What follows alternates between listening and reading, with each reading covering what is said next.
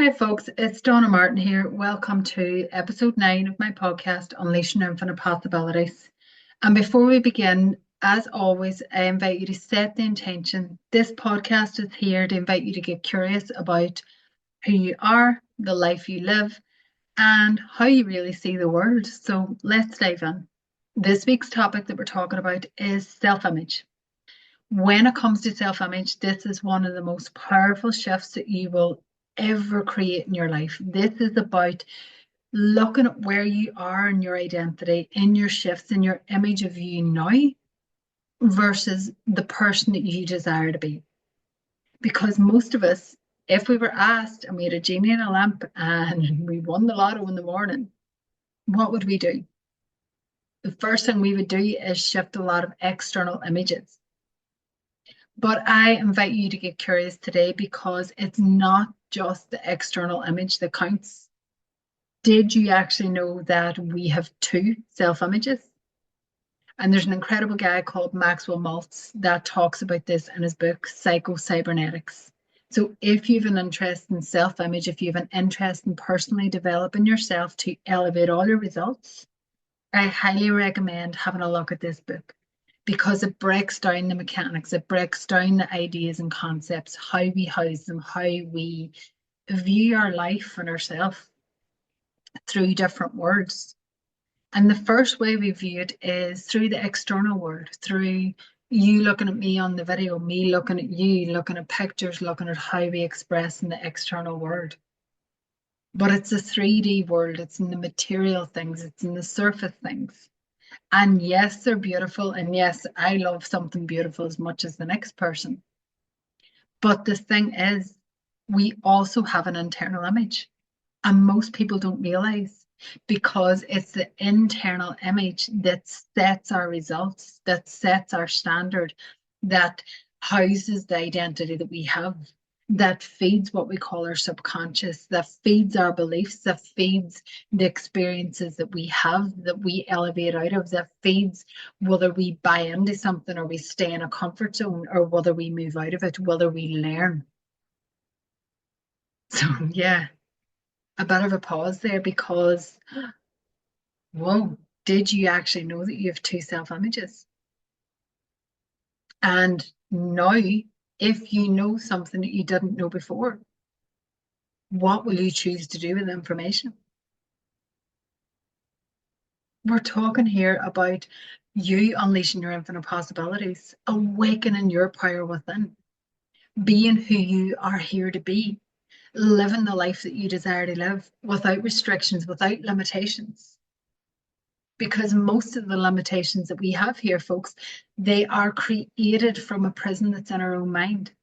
They are created from a ceiling that we have usually unconsciously and unknowingly created and bought into. Because we've been fed through society, we've been fed through current beliefs, through past experiences, through relationships, through families, through education, through growing up. We've been fed this stuff that we've then bought into. And that is why this stuff is so incredibly important to understand, to know, to get curious about. If you do nothing and your life stays the way it is now, there's no judgment in that, there's no shame in that, but just ask yourself, are you happy with the life that you currently have? Are you at peace? Are you content? Are you loving life? Are you living in a rhythm and a flow? If you were, I'm guessing that you probably wouldn't be listening to this episode of this podcast. I'm guessing that you wouldn't be searching and seeking and scanning and scrolling through social media, hoping that something lands, that something resonates or translates. It's actually speaking to you on a deeper level. This is so incredibly important to understand, to know about yourself. It's so incredibly important to understand that you have these incredible gifts and powers within you. We all do. There's there's a uniqueness that makes you you that only you can share and put out there to the world. But it's your beliefs, your limitations, your self-image, and your idea about you that will either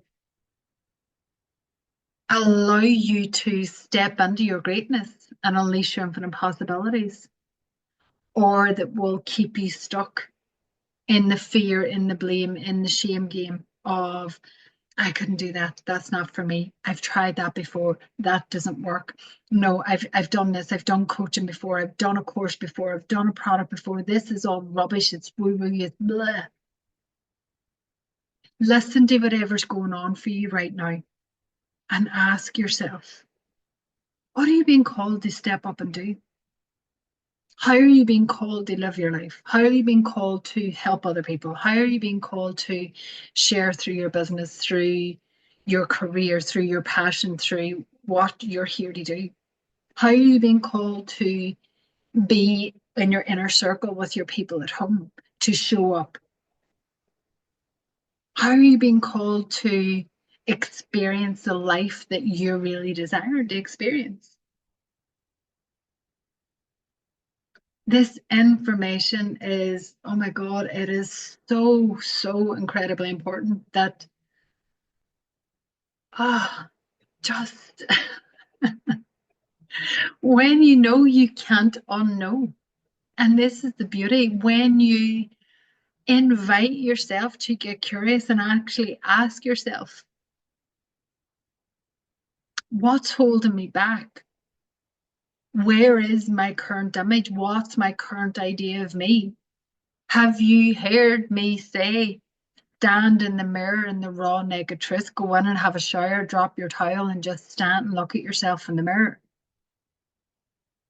Talking about self-love, self-value, self-worth. It's not fluff and fairy.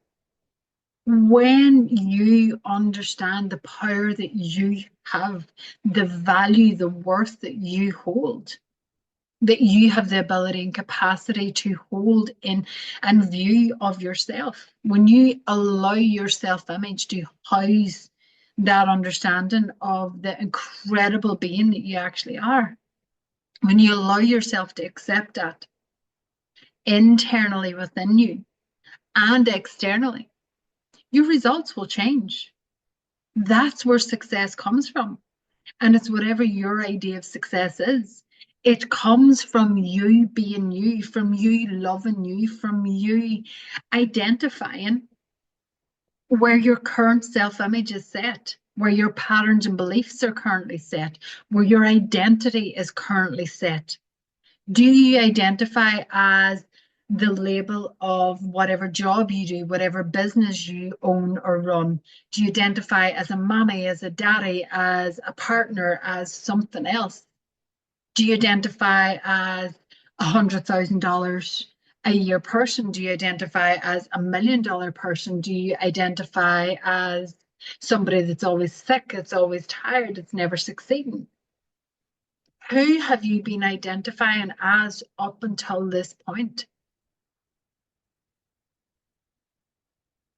Give yourself grace, because this can be difficult to ask.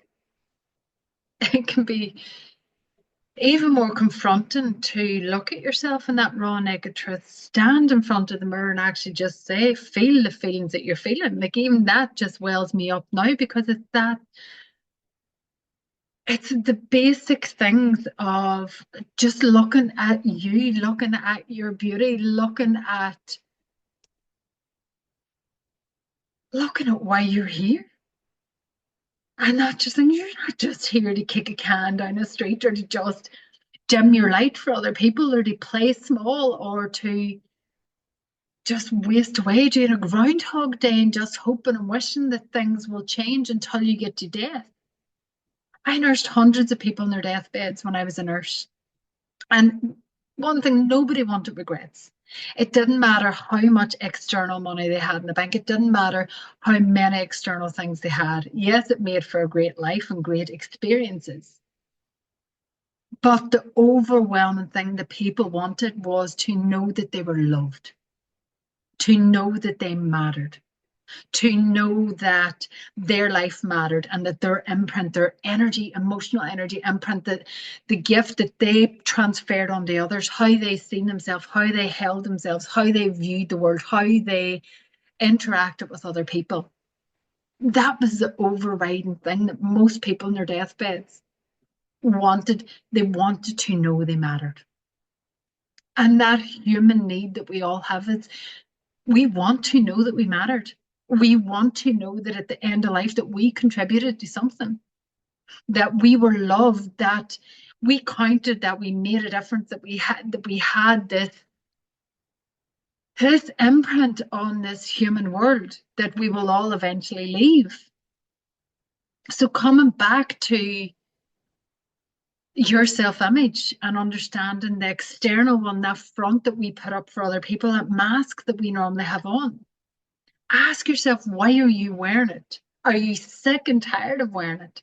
I wore a mask for years, unknowingly, and then knowingly, and then pretending, and then just pushing it aside, and then just, oh, I'm a mommy mode at the minute. I'll just focus on this and get this done. And I remember waking up one day feeling so lost, feeling so disillusioned with everything in life, just going, what am I? What do I like? What do I like to wear? Like what brings me joy?